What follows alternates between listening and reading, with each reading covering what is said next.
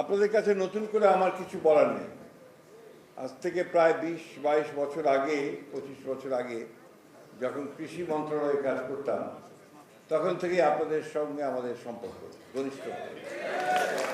আমি নিজে কখনো কৃষি কাজ করিনি, কিন্তু কৃষির সঙ্গে আমার সম্পর্কটা ছিল অত্যন্ত ঘনিষ্ঠ।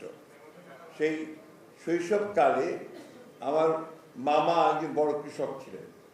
আমি তার বাড়িতে দেখতাম যে বিরাট বিরাট কুমড়া, আপনার বড় বড় কুমড়া, বড় বড় লাউ, বড় বড় আপনার শশা, আপনার অন্যান্য সবজিগুলো তার বাসায় থাকতো এবং সেখানে আপনাদের তখন ব্লক সুপারভাইজার বলতো।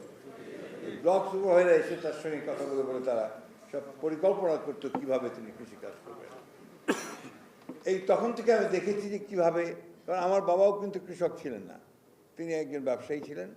ফলে আমাদের বাসায় কৃষির চর্চাটা খুব কম ছিল, কিন্তু মামার বাসায় ছিল সেটা অনেক বড়, বেশি ছিল, এবং সেখানে সেভাবেই আমি কৃষি দেখেছি। পরবর্তীকালে রাজনীতিতে, ছাত্র রাজনীতির সঙ্গে জড়িয়ে পড়ার পরে এবং মৌলানা ভাসানীর দলের সঙ্গে সম্পর্কিত হওয়ার কারণে তখন কৃষকদের বিষয়গুলো আমাদের জানার সৌভাগ্য হয়েছে। আমি এই কথাগুলো বলছি এই জন্যে যে আপনাদের সঙ্গে আমাদের সম্পর্কটা কিন্তু আপনার একভাবে ঐতিহাসিক, আরেকভাবে হচ্ছে আপনার রাজনৈতিক, সেই জন্যই কথাটা বলছি। আমরা আপনার একসময় স্লোগান দিয়েছি, জাল যার জলা তার, অর্থাৎ যার জাল থাকবে সেই হচ্ছে পানির আপনার আপনার যে জলাশয় তার মালিক হবে তারা। লাঙ্গল যার জমি তার, তেভাগা আন্দোলনের সঙ্গে আমরা জেনেছি। এই সব মিলিয়ে একটা কৃষকদের আন্দোলনের সঙ্গে জড়িয়ে পড়েছি। পরবর্তীকালে আমি যখন আপনার প্রত্যক্ষ রাজনীতিতে নামলাম, প্রথম নির্বাচনে গেলাম আপনার সংসদ সদস্য নির্বাচনে, তা আমি যখন নির্বাচন করছি 91 সাল, তা আমি মাঠের মধ্যে যাচ্ছি হেঁটে হেঁটে, তা আমি দেখি এক জায়গায় অনেক লোক বসে আছেন একটা গ্রামের মধ্যে, একটি স্কুলের মাঠের মধ্যে। তা আমি ভাবলাম যে এখানে একজন অনেক আমার ভোটার আছে, আমি চলে গেলাম তাদের কাছে গিয়ে আমি বললাম যে ভাই, আমি তো ইলেকশনে দাঁড়িয়েছি, আমাকে আপনার ধানের শীষে ভোট দেবেন। তো সেখান থেকে এক ভদ্রলোক দাঁড়িয়ে বললেন যে স্যার, আপনাকে আমরা চিনি, আপনি তো কলেজে অধ্যাপনা করতেন, অধ্যাপক মানুষ এবং খুব ভালো মানুষ, তার আগে তো পৌরসভার চেয়ারম্যানও ছিলেন আপনি, তা আমরা সবাই আপনাকে ভোট দেবো আপনি যদি আমাদের একটা কাজ করে দিতে পারেন। আমি বলছি কী কাজ? বলছি আমরা সবাই কৃষক, আমাদের এই অঞ্চলে আপনার বড় নদী নাই, আমরা সেচের সময় পানি পাই না, আমাদের পানির খুব অভাব। আপনারা যদি পানির ব্যবস্থা করে দিতে পারেন তাহলে আপনাকে আর ভোট চাইতে আসতে হবে না।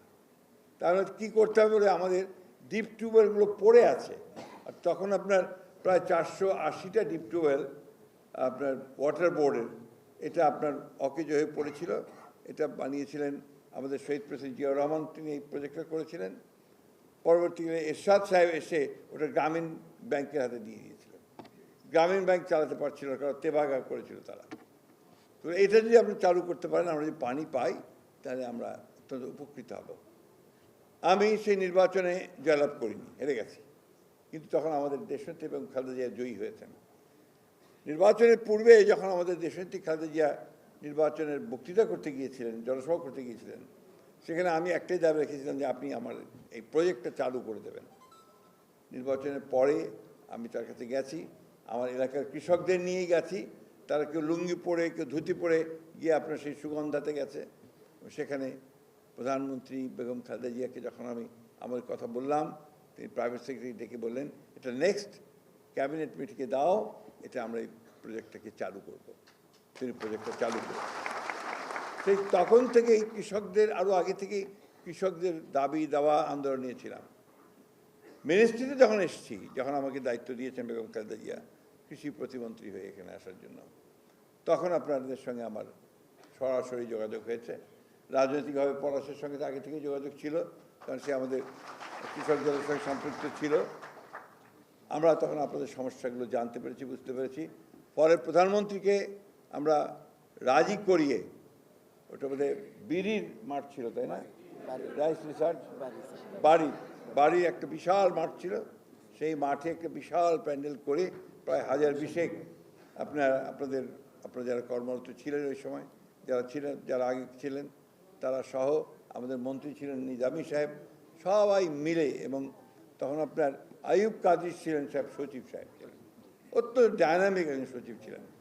তাকে সমস্যাগুলো বললেই বোঝাই তিনি বুঝতেন, এবং কখনো ওই তথাকথিত ব্যুরোক্রেটিকভাবে ধরে রাখতেন না, ছেড়ে দিতেন, কাজ করতে জানতেন। আমরা এই কাজটা করতে পেরেছিলাম, আপনাদের সম্মানটুকু আমরা দিতে পেরেছিলাম। আজকে যে দাবিগুলো আপনারা করছেন, এই দাবিগুলো তো অনেক আগে আপনাদের হয়ে যাওয়ার কথা।